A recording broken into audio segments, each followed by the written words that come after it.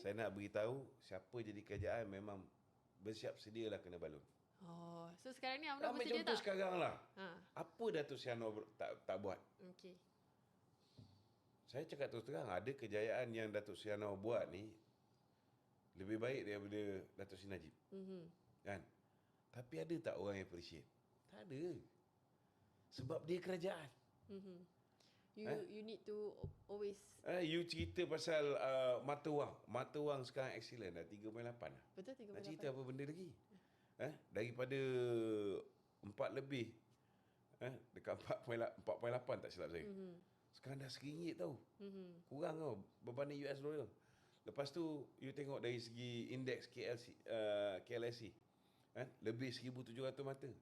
Dari segi pertumbuhan ekonomi 5.5%. Dalam keadaan kita dunia sekarang tengah kelang kabut, kita steady je, senyum je. Kita punya kadar pengangguran jatuh, kita punya kadar inflasi alhamdulillah. Memanglah ada rakyat masih rasa sebab dari segi inflasi makanan memang sikit tinggi. Kan? Yang itu yang rakyat bising. Kan? Tetapi he is doing his very best. Ada pernah orang appreciate? No.